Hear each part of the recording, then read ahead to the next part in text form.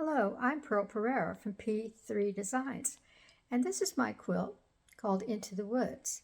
And I know that in 2024, I believe February, there's a lot of you who are going to be starting this quilt with the block of the month from Stitch in Heaven. They have fabric kits and for hand and also fusible. And you can contact them at stitchinheaven.com. But block number one is the Songbirds. And what I realized is that I have not posted that video yet. So I'm going to be posting that video in February so that you can have it when you start your quilt. Now, many of the other blocks are already on the website and you can look at them anytime. I will also be reposting those on my Instagram and Facebook as a reminder for those of you to go back and look at the blocks each month so that they will help you with making your quilt. So this month's block is the Songbirds block. And the Songbirds block has some pieces that are over and under, and I'd like to explain that to you. And then one of my customers actually had already emailed me because she was worried about making these small little pieces here and how I did that. And that's when I remembered that I hadn't done the video yet. So the video will be posted at the end of this week, and it'll be there for you in February when you start your quilt. So I hope that you will enjoy making your Into the Woods quilt as much as I did. It has become one of my favorite quilts. Of course, I say that about them all until I make a new one. Anyway, have fun stitching, and I'll see you in the next video. Hello, and we're back in my sewing room. And I wanted to tell you what kind of ironing surface I iron on a wool mat.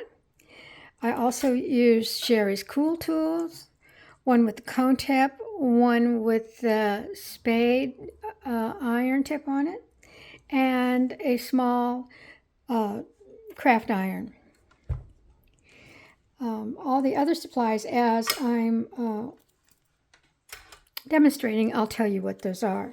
One of the other things that I always iron on is I always iron on a miracle ironing mat. It reflects the heat back away from the mat, and that also helps dry your shapes quicker.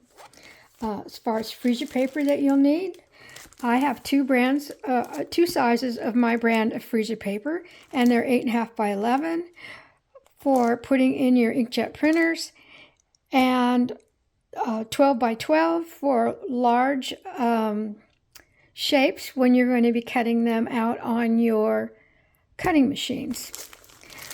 The other things are, if you're not familiar with my applique techniques, I do have a book called Off the Block Applique, and it is full color and has lots of photos with a description for each step that I'm doing, and it covers everything up until this point that I have been techniques that I have been using over the years.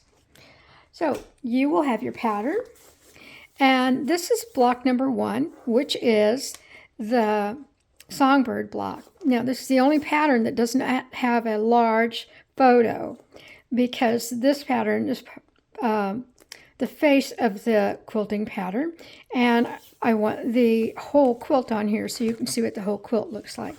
But there is a nice image inside here of block one. All of your other photos will be the size of this one on the front cover. The pattern is printed in full size. Sometimes they're turned differently so that I can get all the pieces on here. I like to work with a full-size drawing. Your embroidery instructions are over here, if there's any embroidery. The back has the fabric requirements, which you won't need if you're using the Stitch in Heaven block of the month, but all this information is on your pattern. Another thing is that on my website, you can get 2 coordinating products that actually go with this quilt. I've done these for most of my Baltimore style quilts. Now, this is a color chart, and I just printed off the one for today's Songbirds so that you can see what one of these looks like. This document is a 28-page document, so each block has its own color chart. Now, your fabrics in your kit may not be the same, but what you can do is you can come and you can put swatches of your fabric that you've selected for those areas on here, and then you'll know, like, this is for the tail, and this is a 1 by 3 inch rectangle, and it's only used in number 42. So you can see some of these other ones are used in multiple places. So it gives you a guide as to where to put your fabrics easily. Now, this one, the color guide and the PDF template companion, both are optional products that you can purchase off my website. Now, the PDF companion templates are all the shapes singled out individually, and for this block it takes 3 different pages. As you can see, the tree is larger than the sheet of paper, so you will need to line it up, and once you cut it out, then you'll line it up on the dashed lines, and then you'll have a full-size template. Now, all these pages, and on this one, I believe there's 50 something, I think it's 56 pages for the whole quilt and the border.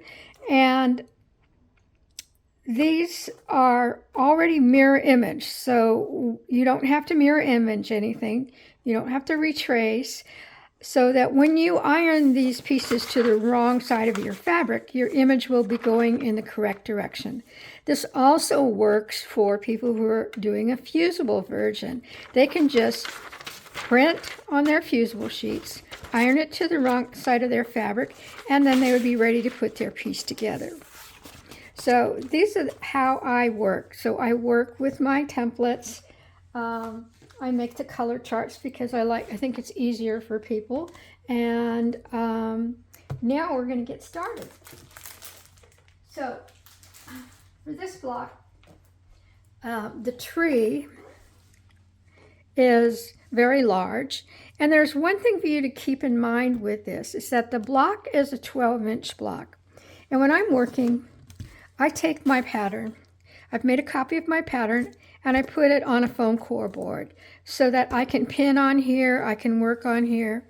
But when you print out your pattern, what you can see is this pattern template, I'm going to move it up here, this pattern template is slightly longer, so that if this square I drew around here is 12 inches, I know that the end of my tree is going to end up in the seam allowance, because your block is 12.5 inches, and I tell you to cut your blocks at 13 inches. After you sew them, you square them up to 12.5 inches. Now, one of the things that you want to look at here, and you can do it at this point when you take out your template, I just happen to have mine already ironed on this piece of fabric so that you can see it, is that these branches here and these 2 branches here, they all go out into the seam allowance. So on those branches, I like to put some kind of an indicator to me that this is an arrow, that this is going to be in my seam allowance. So when I cut out my tree, I want it to have a larger seam allowance. Now, this one is very large, but that's okay. So 1/2 inch is real. So some of my pieces were coming up like this, and what I'll do when I'm working with it is if they come up, I'll just hit them with the iron.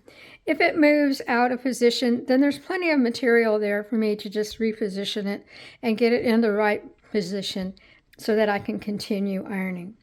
Now, for the tree, the tree is probably not your biggest worry on these. It's how to make those small parts on the birds. But there are a couple of things that you should take into account when you're working on your pieces.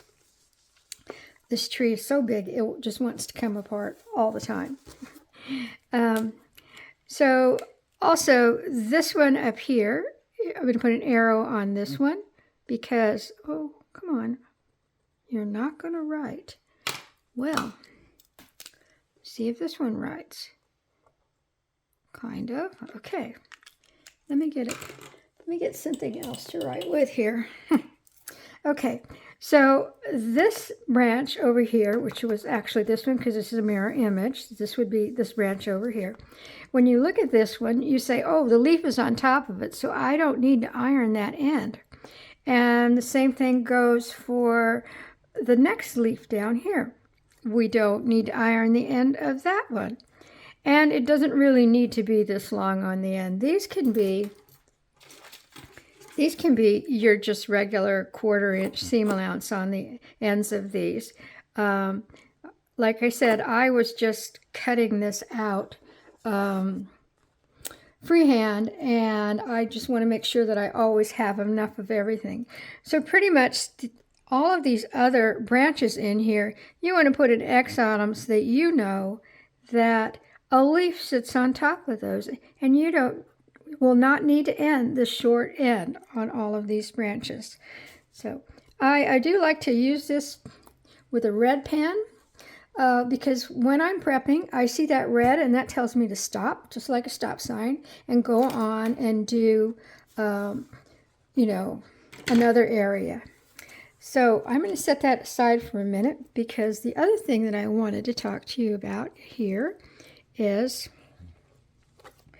prepping the leaf.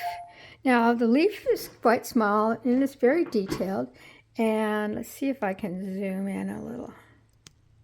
Oh, I guess I can. Okay, alrighty. So the leaf is quite small, and depending on the fabric you have, if you have a fabric that frays, I'm using fray block, and I have it in a they're fingernail polish bottles. They're not empty ones. I buy them empty, and I do sell them on my website because they're kind of hard to find. So what fray block is permanent, and I only use it when I have little tight corners, and I'm trying to just get enough right in the little corner, and this is going to stop those little concaves from fraying, which is one thing that usually happens when we're working with tiny pieces of fabric.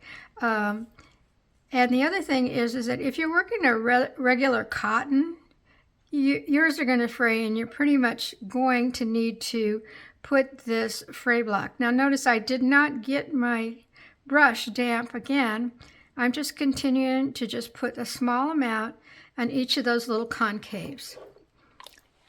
And you don't really need to wait for this to dry. You can just hit it with your iron and it will dry very quickly.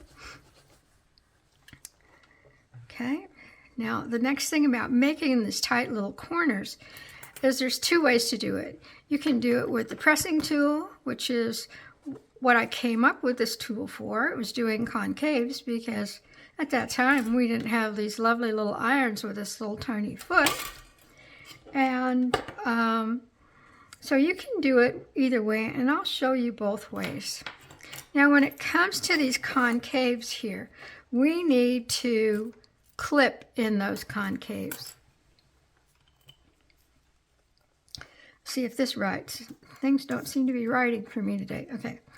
This is what this concave looks like. If it was a very big concave, I would go down the center, and then I would make a line to the left and the right that kind of looks like a T, and then I would come back and I put a V on top of it. Now that's when I'm working with shape like bigger, like my hand, or something between here and the size of my hand, and I wanted to go in here and do this concave. I would use this 5 cuts. One to the center, stop 1/8 of an inch away, one to the left and the right, and one to the left and the right. Now on these small ones, basically what you need to do is you're just going to come in, you're going to go straight down the center, and you're going to make a Y cut. So you're going to go to the left and the right, because there's very little in there for the fabric to relieve the stress around there and not have it fray. And we just want to keep our fabric as intact as possible. So when I come in here and I cut down here, I'm going right straight down the center. Then I will turn my scissor to the right and the left, and I'll make a clip. And when you make those clips, you are going to feel the difference in that fabric. Now, I use shape following strokes, and I try to make sure that I have enough seam allowance all the way around there. Now, on these shorter, not narrow and long like this one, you can just come in and make that little tiny straight cut, and then off to the right and the left. Oops. You have to be on the fabric for it to cut. So straight down the center, to the left. This time I'm going to put 3 cuts in there. I just feel like that one is more wide open, and I can make it spread it out a bit. Now, I use the Bowen water brush and for my starch. And to put your starch in here, well, first to open it, normally when we want to open something, we will turn it to right is tight, left is loose. There we go. We're to turn it to the left. Okay. And then you're going to turn it to the right to make it tight. Okay. But you have to be holding it in this direction. If you're holding it the opposite way, then right is tight and left is loose. Now, a lot of customers have said to me, I can't get it open, and it's just about turning it in the opposite direction. Now, when you go to fill this, even if you're using regular spray starch, you can just hold this up to the nozzle and spray it. Don't spray too much because it'll fill up very quickly. Or because I use the Niagara non-aerosol, I can just spray it directly into this reservoir right here. But once you have it spraying, check to make sure it's flowing. And then I'm going to come in here and I'm going to get this first concave damp. Now I'm going to show you with the mini iron, because the mini iron is like the best tool that anyone ever came out with for doing applique prep. Because lots of times the iron does all the work for you. So I'm coming underneath my whole piece. I just lifted up that edge, and now what I'm doing is I'm turning my template. And I'm turning my template and keeping the iron down on there. Now I'm not pushing very hard with my iron. I'm just letting the iron sit on top of that fabric. But what you can see is it gives you a very nice curve inside there. And there's no fraying. Now, regular cottons are going to fray more than batiks, and you'll find that lots of times on my fabric requirements, it'll say a batik, and that kind of gives you a hint that if I'm using a batik, there's a reason why I'm using it. It either has a lot of concaves, or it's, let me get my stiletto. There we go.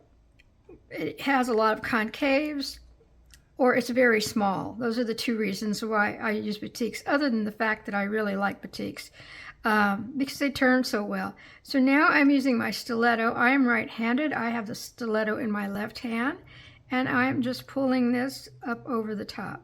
Now, when I'm working on the tip of this, yes, I am using my stiletto, but when I get into those concaves, I go back to using my tip of my iron. So I'll come back, and I never get, when I'm working on something small like this, I'm doing one area at a time. I don't get everything damp because it'll dry out before you get there.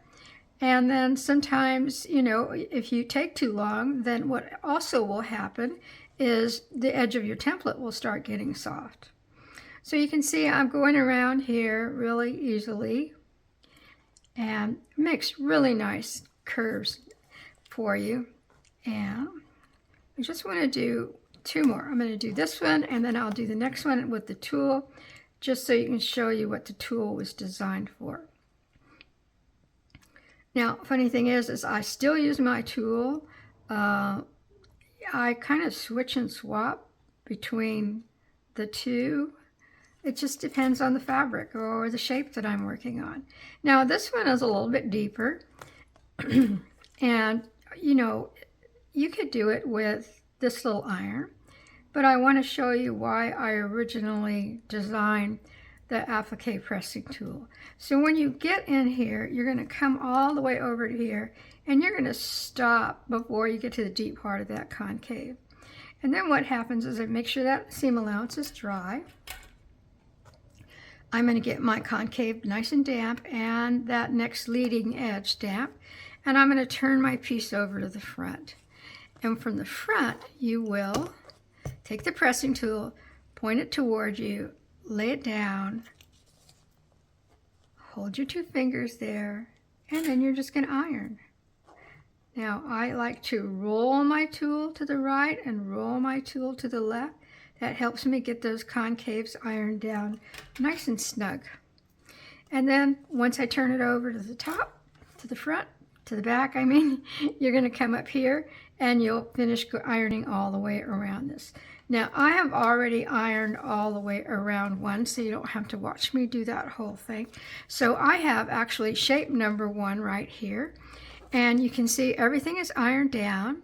And what I do every time I want to remove a template is I will hit it from the front, and I will make sure that that coating on the freezer paper is nice and warm, because the warmer it is, the easier it is to pull out your pieces. Now, everybody gets really worried about doing that, but the starch is what keeps those seam allowances nice and flat.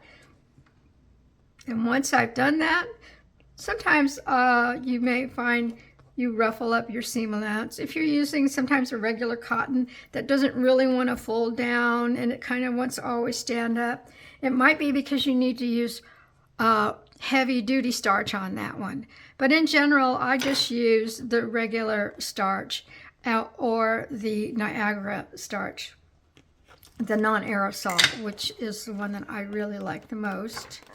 Okay. Now, the reason I had the tree here and I wanted to start this is because one of the biggest questions is that, you know, it's like, why would I start with my tree? Well, I would do my whole tree because I work on my, right directly on my pattern. I would have my tree pinned down here, and I'd have it in the exact place everything was supposed to go. And then it comes to the point where oh my goodness, I want to start putting my pieces in. Well, what you might notice is here on piece number 1, the stem goes under the tree, but this part of the leaf goes over the top. So being that it's this way, I have that opportunity to get it in place now and not have to put that down and wait until I get all the way up to number 9, which is the tree. I can just start putting these things in position, and then I will build my whole block just like this. And at this point, I put my glue on there. I'm going to lift my leaf pieces up, and now I can put my glue on my leaf. Now, I try to use as little glue as possible. It's just easier to wash out. It's easier if you don't, if you put too much, sometimes it gets hard to put the needle through there. So just try to use as little glue as possible. A tip for your glue while you're working is, I have a shot glass, and I put a sponge in there, and I squeezed all of the water out of it, and then I put my glue inside this bottle so that it's upside down, and this way the tip of the glue stays damp while I'm working, so I don't have to keep opening and closing the lid. I just put it back in my little shot glass. So that's the tip about the leaf. Now, all the leaves are basically the same. Some have longer stems, some have no stems. The no stem ones, they fit directly on top of the stem, so you need your finished stem, so you need these stems to have like 1/4 inch seam allowance extra, so that you know that you can have enough room to put it together. Now, the main reason that I'm doing this video is recently someone called me and was asking me if I had a video about this one, which reminded me I need to do one before you start your block of the month. So what I have here is just a copy of my pattern, and then I've kind of pre-assembled some of these units here just so that you don't have to watch me make all of them, because what was really important question to this customer was, how did I make those darn little tiny number 34 piece right there? Does that go on top or does that go on the bottom? Well, the main thing you always need to remember is you need to follow the numbering when you're building something. If you were doing traditional applique, you'd be starting from number 6, then you'd put number 7, and you'd go number 8, all the way, and so on. So when you're building off the block the way I do, I generally start with a higher number and work backwards. But in this case, I'm kind of going to show you both of those, how I actually do that. So number 39 is here, and I have it prepped. And what you can see is that on number 39, where it touches 48, I did not iron the seam allowance. And where it touches the outside of the shape, I did not iron the seam allowance, because this is a MUT, a multiple unit template. Okay, and then this is number 38, and 38 makes this little tiny little skinny piece right here. So what we're going to look at is, what don't I iron? Well, when I turn this over, you can see that you don't iron this edge all the way under here. So that's this red line that goes all the way over here. So it also makes making that little tiny skinny piece easier, because we're only ironing one side. Now, and I saved number 36 for me to do here, hopefully. Oh, here it is, 36, because I want you to see all of the areas that you don't iron. On 36, the area that you don't iron is this area right here on his neck. So we do need to iron around here. So it starts here, and around here, this little tiny divot, and all the way over to here. So this one we need to iron, and it's very small, and I'll show you how I handle small shapes. Now I'm ready to iron this one, but at this point, same thing, I'm going to look at it and say, okay, there's some very tiny places in here. What do I need to do? Can I get rid of some excess seam allowance? So normally with a batik, an 1/8 of an inch seam allowance is perfect. But on some of these, they're so tiny, you know, I do cut it down to a scant 1/8. Okay, now there is a little divot right here on the front, and it's very small. And I don't think it's really as important as some of the other things that are on here, but I'm going to go ahead and put one clip right there. Now, these little tiny concaves on here, 2 clips. It will spread more evenly if you have 2 clips than if you have 1. If you have 1 clip, everything is 50-50. When you have 2 clips, it spreads the material out like this, so that it'll have more give to go around the shape that you want to go around. Okay, and then in this one, oops, we have a magnetic pin there. Here we have a little tiny corner to deal with, and down here it's a corner also. Those both have 1 clip and 2 clips here. Now, of course, I forgot to put the iron that, because the smaller the piece of freezer paper template, the less it wants to stick to itself or anything else. So you'll find that quite often that your template wants to just come up on you. You just have to hit it with the iron. So what I'm going to do here is, I did forget to put this on first, and you do want to put this on first. Not going to hurt anything, but it is going to stop the fraying. So I do want to go back, and I do want to go ahead and get that in there, so that when I'm working on this, it will not fray. So let me just check something. Okay. I want to make sure that I am always in view. So here we are. Okay. So now I've put my fray block on there. And, whoops. And I've ironed it dry. And then I'm going to come back now, and I will take a pin, not the one that shows me where my hands need to be, but I want to get a pin over here. And I need my starch, and I am going to just put starch along this whole little edge right here, because that's the first edge I'm going to be sewing. And what you can see is the area that I'm not going to iron has a full 1/4 inch seam allowance, because we're going to need that when we go to put this together as a multiple unit. Now I'm just coming around here and I'm carefully pulling up my shape, and then I'm gathering it as I go around that little tiny corner, and then I'm coming up to those points. Now this is part of his head. I'm not sure if this is in the camera. I wish I could, yep, it is. So it's this little area right here. So we're coming up to that point. Okay. So when I'm usually working, I work with my hands much closer, but to be in camera, I need to be further away, and sometimes I move off camera. I hate that. Makes me crazy when I do that. Okay, so I'm ironing right up to that point, and I just ironed a straight seam allowance all the way out to the edge. Now there's my full seam allowance on either side. So now I'm ready to the actual point. The point, if it's not damp, just hit it with a little tiny bit. The other thing about these brushes is that they have a nice fine point, and you can be very accurate where you are getting in there and trying to turn something. And get that ironed. Make sure that's dry. I also use, when I'm using starch, I will use my 1/8 inch stencil brush. And the other water brush I like for larger things is the Pentel.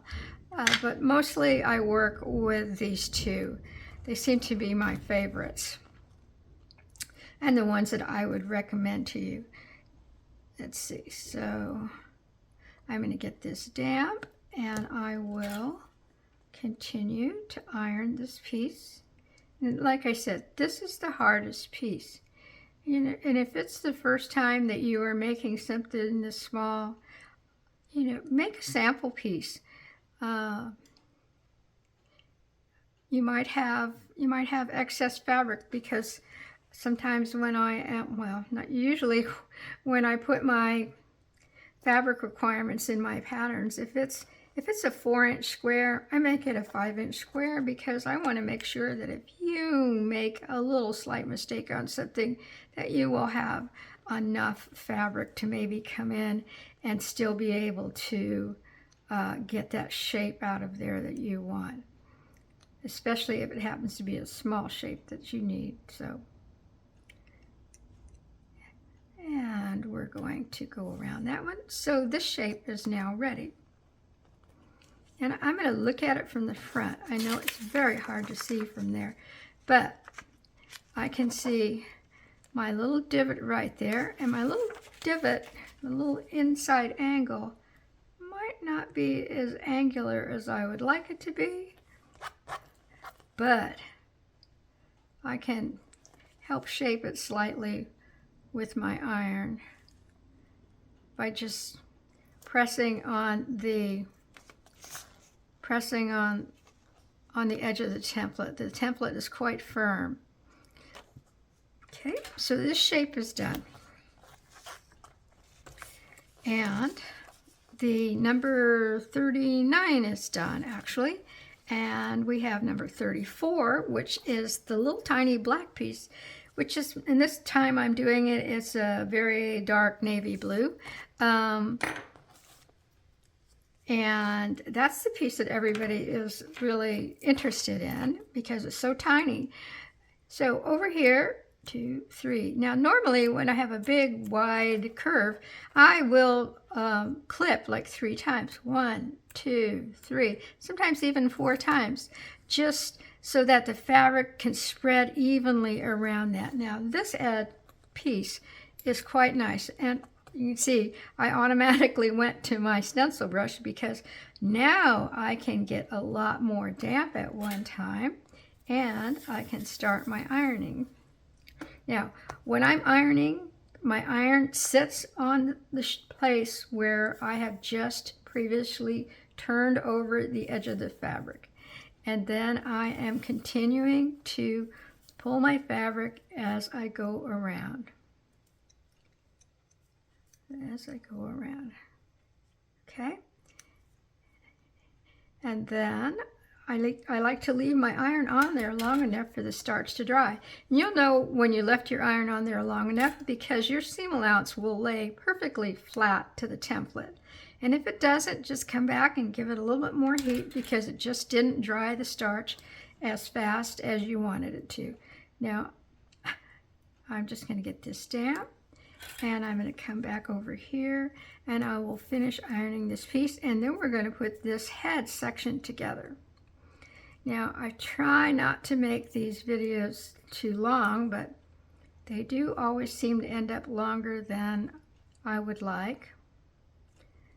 But some of you have said to me, oh no, long is better. I know I'm going to see everything that way. So you have to let me know what you think about it. Are they too long or are they too short? So now we have this piece right here, and it's perfect. Okay, so this is the point where we are ready to start putting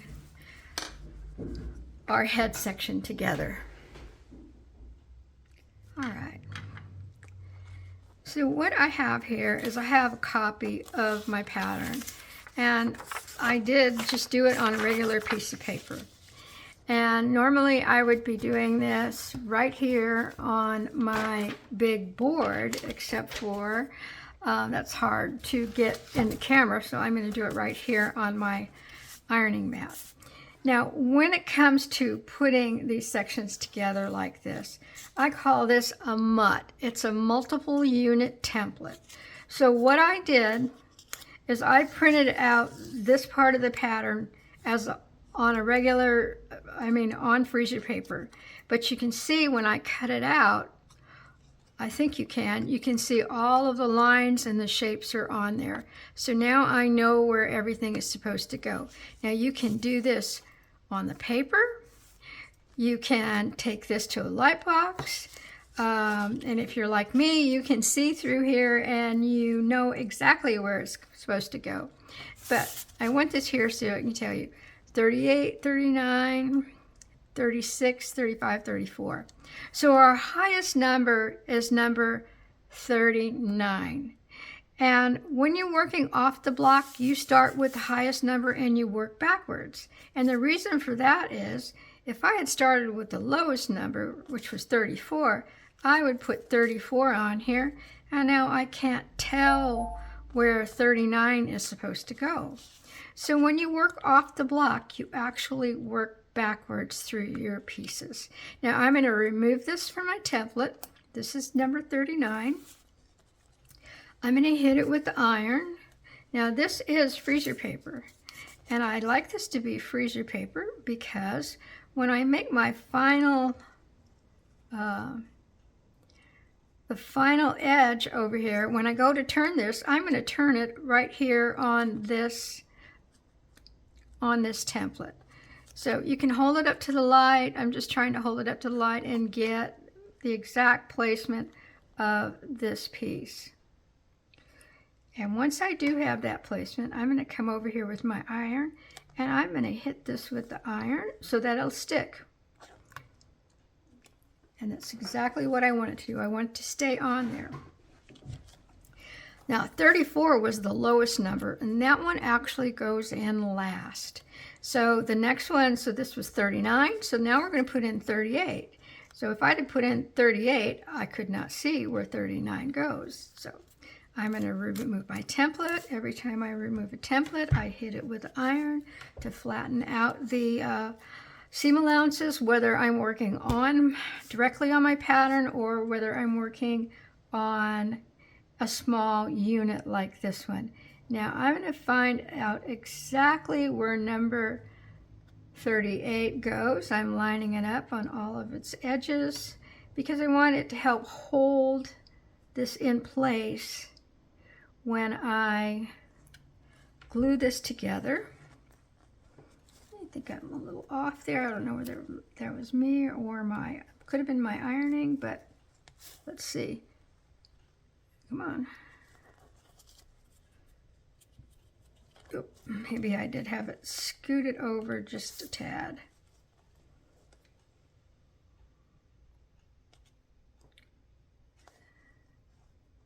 There we go. That's much better. It's much better when you do it right. Okay.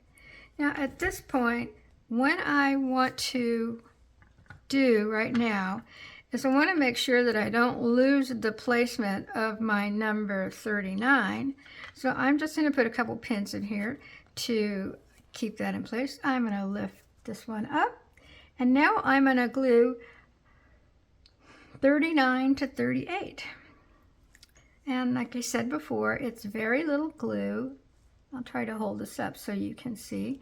And I'm always getting it off on me and then kind of spreading it around. I would really like for there to be less glue, so sometimes I just do it with my fingernail if I get too much at the first try. Okay, I have that in place. Now the next shape is number, where did you go? Here you are. Number 36. Now 35 is actually the top part of his head, and I have it somewhere. It's right here. It's been totally ironed. I went all the way around this shape. So we're going to remove this one.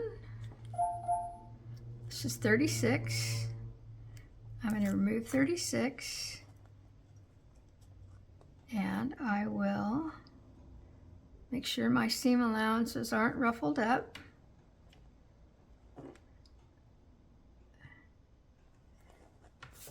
And then whether I'm doing it flat on the mat or on the foam core, you just need to hold it up into a way so that you can actually see what you're doing. For me, it's the lighting in here that is creating a little problem for me right now, but okay. But what you can see, this is how I created that little channel for the dark fabric.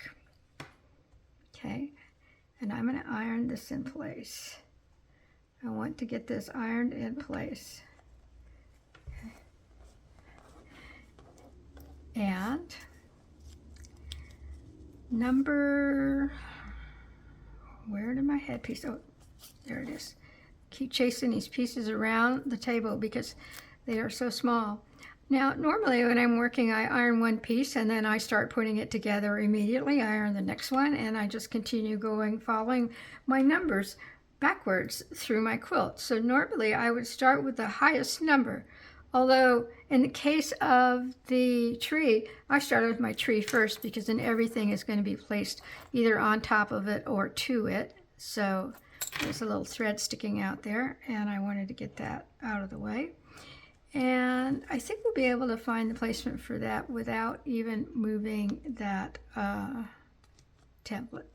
So I'm going to pin this number 36 down, and it's not actually held in place by anything except for where I have the ironed it to the template here, but we have to sneak in here with our template. We're going to take our number 36, and my number 36 shows me that I need a long seam allowance right here because that's the outside edge of the bird, and I need a long seam allowance over here because that's the I have to turn this right side up.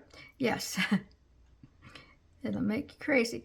Okay, this is the outside by his head, this is the outside by his beak, and this is the outside down here on his chest. So I really have a lot of seam allowance in there. The only place that I really know that I need a lot of seam allowance is on those end pieces. So I'm going to go ahead and I'm going to trim a little bit of it away just so there's not as much to try and tuck under. And Okay. Because I don't want it to show where it shouldn't. This is the top of the head. I think that needs to be trimmed away. But we are now going to place this inside here. And I know this looks crazy, but this is how I do it. Okay, these are glued together and they should go back into place very easily. And we're going to take this out of here and we're going to lay it down and we're going to make sure that we have a nice seam allowance under all of those blue areas, the light blue, okay? And then when we flip this up, we can now glue this light blue, this dark blue fabric in place. I have to tilt it just a little. Working on a light box when you're working on something like this also is very useful.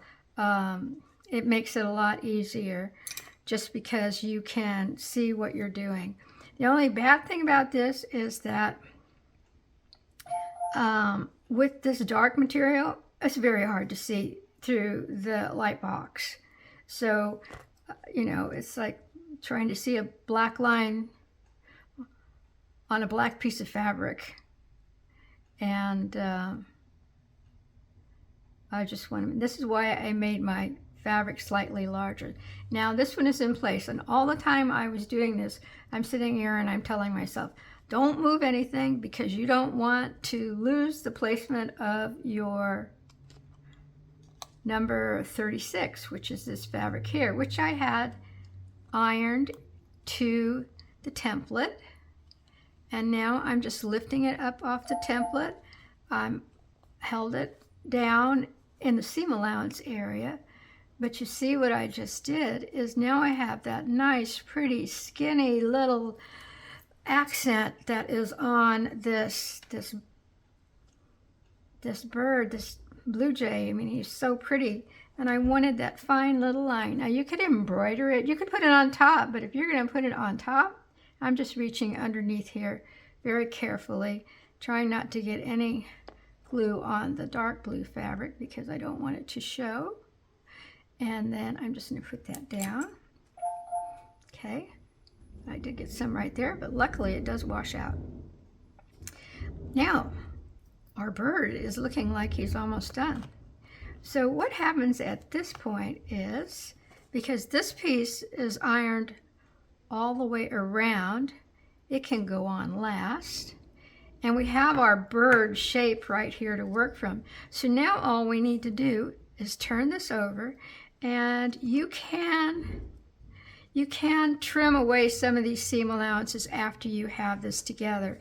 But I usually wait until after I have this ironed because I want to make sure that I get everything ironed perfectly. So I'm going to come over here and I'm going to kind of trim my seam allowance so that it's an easy seam allowance to manage, uniform, follows the contour of the shape that we're working with. And I just come down here, and now I'm in a clip. This is a batik, so I really don't need to, and it's wide and it's going to spread, and I don't really need to do anything. But if you have a fabric that is fraying, you definitely want to use the fray block in there. Anywhere there's a concave, I'm clipping 1, 2, 3 times because I want that fabric to fold and follow the contour of the shape. Okay, so now we're going to do this. Now when we do this, we're actually ironing both fabrics at the same time. We're ironing over that seam allowance. So I try to only iron about 1 inch at a time because I don't want to get everything wet when I'm doing this. I do let the iron do a lot of my work for me. Sometimes I can let it pull it up over the edge. But when I get to these intersections, I hope you can see this, these intersections where one fabric comes to the other, then I want that top fabric to pull nice and tight to the template so that I have a nice, really nice marriage of those two pieces of fabric coming together. And it won't look jagged and it just comes together so nicely. So I'm going to come up over here, and I'm going to come up over the top, and I will continue ironing this around here. I'm going to show you what that looks like. We'll finish it off. We'll put his headpiece on, and so you can see we have this really nice skinny little piece here that looked like it was going to be really, really hard to make, but in reality it wasn't as hard as you think. So now this edge is nice, a nice area. I can go ahead and get all of this stamp at one time. Just pull these pieces up over the edge. Make sure you leave your iron on there long enough for the starch to dry. Now in these areas where there's multiple seam allowances, yes, you need to leave your iron down there a little bit longer because it has 4 layers of fabric instead of just 2 layers of fabric.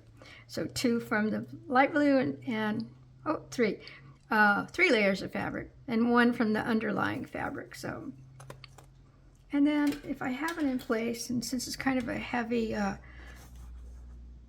seam allowances there, I hit it with the bigger iron so I can make sure that they're nice and flat. But now you can see how nice our bird goes together. And at this point, I'm going to put this back up here. Now I could do it just from this because the extra part of his head is up here, but it doesn't really matter how you want to do it. You just want to get your headpiece on there. And I feel like this seam allowance right here needs to come around just a little more so that it doesn't stick out when I put the blue fabric on top of there. So I'm just going to make sure that I have that turned over, and it's just the underlying seam allowance area.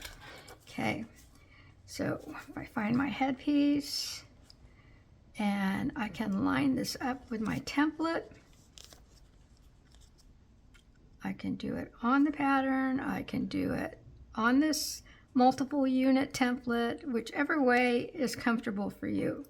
So now that I know where I'm putting it, come back with my glue, and I can line this up and get the tip out there where the tip is, and everything else should just fall into position. Okay, and there we go. So that's how you make the hard part of this blue jay. And the wing is very easily put together. Now you could do it together as a mutt like this because this is one unit, but I actually find it's just as easier for something like this. I would come with number 48, put 48 in there, and then 47 is the next one. And what you can see is once I'm done ironing a shape, I'll take my template out and then I will iron it to the front. So that now I know what the number is, because sometimes on these small shapes like this, you take them off and then you can't tell what it is when you start going to put everything else together. So I would go all the way down through, I would glue that and go all the way down through these shapes, glue in my tail, and then my blue jay would be done. Once you're at this point here, you can actually just take this off of here. Same thing applies. I hit it with the iron and make sure everything is dry, and then I would remove my template. And this is what I was saying about you can still come in here and trim away excuse me, any excess seam allowance that's in here that you actually really don't need. Like this blue fabric has quite a large seam allowance on here, and you can now come back because you won't be able to cut past your glue where you have it glued in place. So you can come in here and you can get rid of some of this bulk inside this bird's body. Less for you to have to worry about stitching through. But once you're done and once you're working on your background pieces, if you've purchased the companion templates, you'll find extra things in there. Like this is, and I'm not sure if you can, there, you can see this, is that These are the blue jay's feet. So what happens is I'm going to get my tree on here. I'm going to go to after I have all my pieces put together, I'll take my pattern to my light box. I'll put my background fabric under here, and I'll start gluing all my pieces to the background. And once it gets to the blue jay, and you won't be able to see it because this branch isn't turned, I would have my blue jay on here, and then I'd go, oh, I want to go ahead and I want to mark my embroidery lines. Well, that is what these embroidery lines are for. You're going to just come over here on your background. You can take your chalk pen or your silver pen and just draw a line in there. You can do it now, or you can do it when you're ready to stitch, but you have your template there for you to draw your embroidery lines on it. I tried to give you these anytime that I think that they are really necessary, and it just makes it easier for me. Also, the eye on the blue jay is just a very small, I don't know, it's an 1/8 of an inch dot of ultra suede, and you can punch those out with hollow punches. The ultra suede for the beak, there's another template. Here they are right here. There's a template for each of these. So if you don't have the punches, you can actually cut out your circle, and then you will cut out your beak. And this is the black square. And if you're frugal with yours and just line these up on your individual squares, then if you make a mistake, then you still have more room out here to cut another one. So these are all numbered and labeled in there. And you just iron this to the front of your ultra suede very lightly, and then you can cut right on the pencil line and they're ready to go. Okay, well, that was a lot. I hope I was in camera all this time, and I hope this will help on the blue jay. And I will be looking at the other birds on here, and if I think I really need to do an additional video for this block, then I will. But thank you for watching, and I hope this helps you with your quilt, and I hope you really enjoy making this fun quilt. Thanks. Keep stitching.